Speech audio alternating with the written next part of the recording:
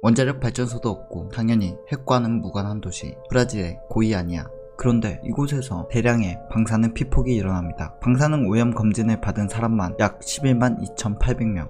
이 사태가 일어나게 된 이유는 푼돈을 벌어보려던 좀도둑질이었다고 하는데 이곳에서 무슨 일이 벌어졌던 것일까요? 심심풀이로 보는 케량의 괴담. 1987년 9월 13일 브라질 고이아니아. 폐업을 한 지 얼마 되지 않은 한 병원에 도둑들이 침입합니다. 도둑들의 이름은 호베르투와 와그네르. 호베르투와 와그네르는 돈이 될 만한 물건을 찾던 중 600kg이 넘는 고철덩이를 발견하게 됩니다. 이 고철을 고물상에 팔면 돈이 되겠다 싶었던 도둑들은 해체를 진행하였고, 해체 과정에서 실린더형의 케이스 하나를 발견하게 됩니다. 그 케이스 안에는 어떤 캡슐이 들어있었고, 이 캡슐 안에는 100g 가량의 푸른색 분말가루가 들어있었는데, 이 가루는 신기하게 어둠 속에서 아름다운 푸른빛을 발산하고 있었습니다. 어둠 속에서 아름답게 빛나는 푸른색 가루를 본 호베르투와 와그네르는 그 가루를 진귀한 물건으로 생각했고, 큰 횡재를 했다 생각하며 가루를 훔쳐나옵니다. 그리고 푸른빛을 발산하는 신비한 가루를 고물상에 가 고물상 주인에게 보여주죠. 신비로운 푸른빛에 매료된 고물상 주인은 푸른빛의 가루를 25달러에 구입하게 됩니다. 그리고 이 대수롭지 않아 보였던 도둑질로 인해 도시 전체가 방사능에 피폭되는 대참사가 일어나게 됩니다. 의료기기 안에 들어있던 푸른빛이 나는 가루의 정체는 바로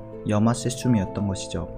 염화세슘은 주로 DNA 분석에 이용되며 암치료를 위한 방사선 기기에 장착하여 암세포 공격에 사용되는 물질로, 염화세슘에 포함된 세슘 137은 강력한 방사능을 내뿜습니다. 게다가 이들이 신비롭게 생각하던 푸른빛은 세슘에서 나오는 광석을 초과하려는 강력한 방사선이 광속도를 초과하지 못하고 에너지를 잃으면 내는 푸른빛으로, 1934년 이 빛을 처음으로 관측한 사람 이름을 따 체렌코프의 빛 또는 죽음의 빛이라고 불리우는 빛이었습니다. 게다가 이 100g의 세슘 가루에서 뿜어져 나오는 방사능 수치는 50.9 테라베크렐로 후쿠시마 제1원전 사고에서 새어나온 방사능의 3분의 1에 해당하는 어마어마한 방사능 수치였다고 합니다. 이런 사실을 알 리가 없던 도둑들과 고물상 주인은 그저 신비하게 바라는 푸른빛이 아름답기만 했던 것이죠. 급기야 고물상 주인은 빛나는 세슘 가루를 가족들과 이웃들에게 선물로 나누어 주게 됩니다. 이 아름다운 가루를 이용해 사람들은 반지나 액세서리를 만들어 걸고 다녔고, 심지어 피부에 바르며 고물상 주인의 조카 6살의 레이 네페레이라는 가루를 가지고 놀다 가루를 묻힌 채로 음식을 먹기까지 합니다.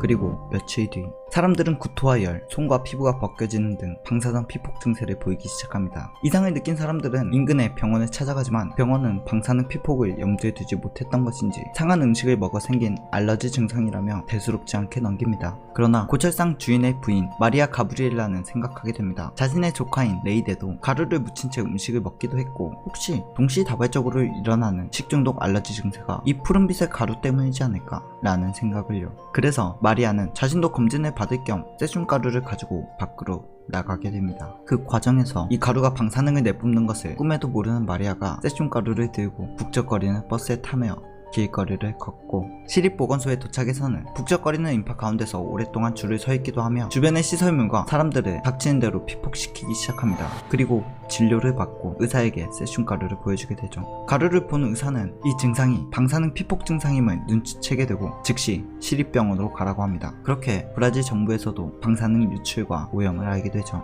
사태의 심각성을 인지한 브라질 정부는 즉각 비상대책위원회를 구성하고 방사능의 유출 과정과 오염 상태를 조사합니다. 그런데 이 조사 과정에서 또한 많은 피폭자가 발생합니다.